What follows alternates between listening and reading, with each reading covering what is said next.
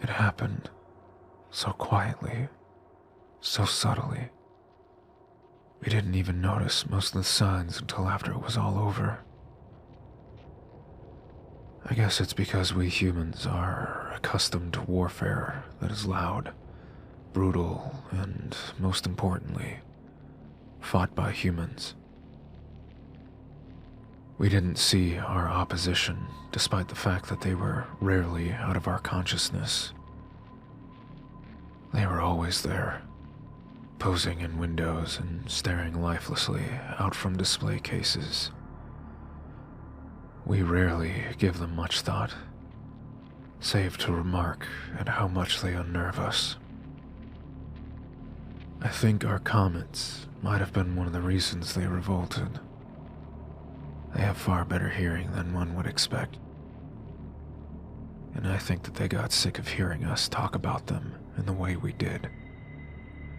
I'd hate being unable to move and having to listen to people comment on how creepy I was, how unsettling I looked. I don't know what kind of force allowed them to do what they did. I don't even know if there was any outside forces at work. Maybe they were always capable of movement and speed and brutality. Maybe the anger had been building beneath those emotionless faces for decades, growing like a cancer, until they finally had had enough, until they could rebel against their very nature. It all started so innocuously. They'd change positions when we weren't looking, moving their pale plastic limbs ever so slightly, turning their heads and even tugging at their stands. Either they were just starting to test out their new freedom, or they were communicating with each other. There's rarely ever just one. I don't know the real explanation, but they had begun to move, and we were utterly blind to their stirring. After a few weeks, if one were to go to the mall or to any big-name store, one would get the unmistakable feeling of being watched. I can still recall how the hairs on the back of my neck would stand up whenever I went to my local Goodwill, and I could never figure out what was watching me, at least not until after the revolt started. This tension grew until it felt like a solid, physical presence. Everyone could sense it, and they were tense, nervous, their movements quick and their darting eyes quicker. It's like how people acted after a major disaster.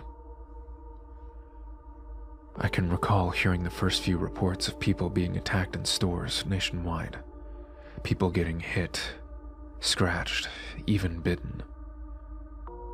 At first it was only a few occurrences in the more out-of-the-way places, in small stores and strip malls. But then the incidents grew more and more frequent, as did the severity of the attacks. The first death occurred on July 5th. A young girl was found in a back room, her windpipe crushed into pulp by a powerful grip. The next day, 2 more people were killed in a similar fashion, then 3 more, then 5, and then 22. By the end of the month, over 430 people had been killed in what had been dubbed unusual circumstances. No one wanted to mention the lack of DNA evidence on the bodies, or the shredded clothing that lay near some of them, or their locations. I think that this made them angry, because they attacked outright a few days into August. It all happened so quick. Looking back on it, it was dizzying how fast they moved. 1 second they were still and lifeless. The next they had torn their clothing and jewelry off and were attacking everyone in sight. It was amazing how strong they were. I saw them twist heads like bottle caps, snap limbs like twigs, gouge bloody divots into flesh with their blunt fingers. They were fast, too. Faster than one might expect. The first wave claimed dozens of lives. Not many people survived their first attack. Those that did were only able to survive because they were the farthest away.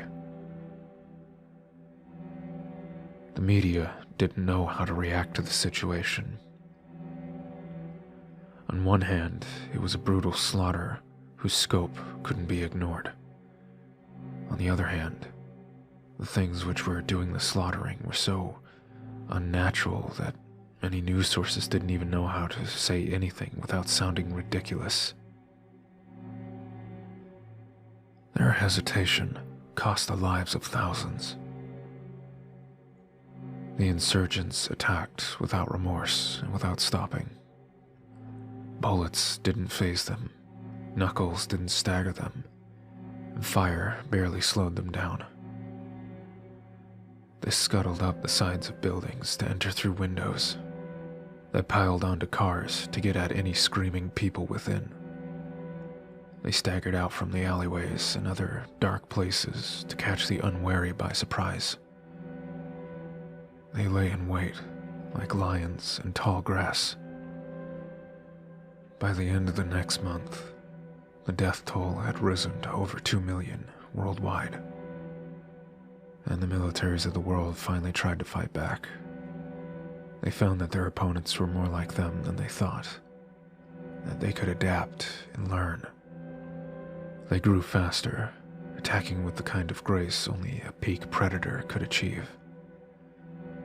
They learned how to operate machinery and firearms, figured out how to hunt in packs. They were deadly, but they were still a manageable threat. Once the shock wore off, we found that our enemies could still be beaten back and destroyed. Grenades worked, as did acid.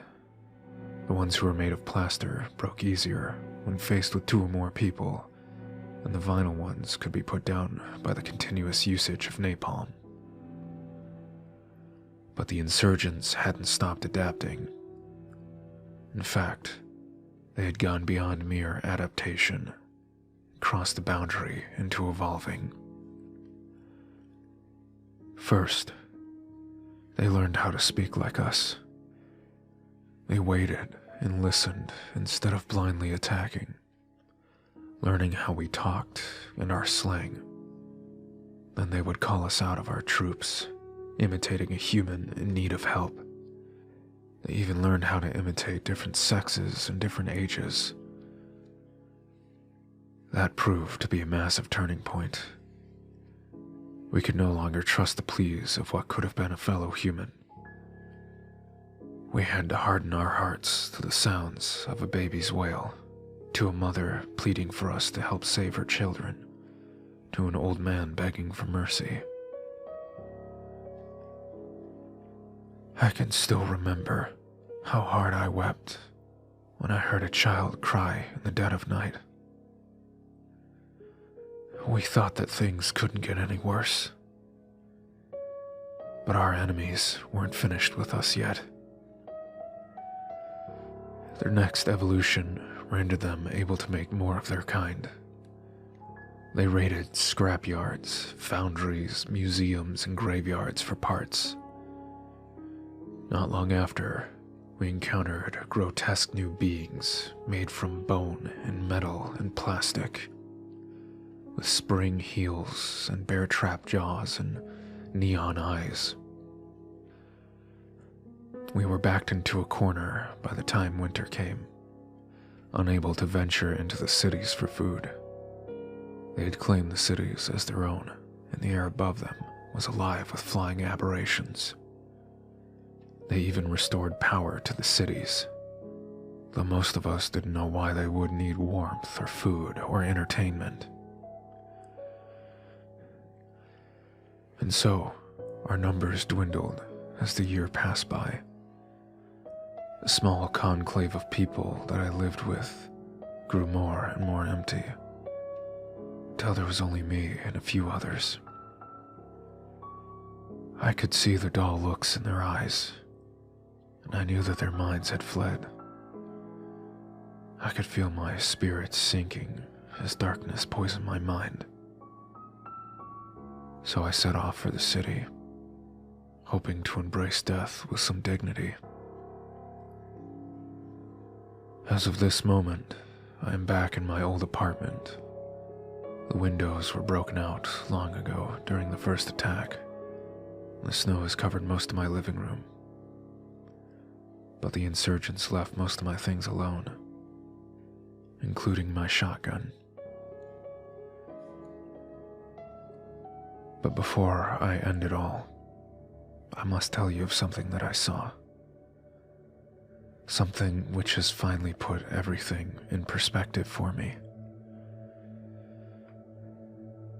This morning, as I was looking out my window at the snow-covered street below,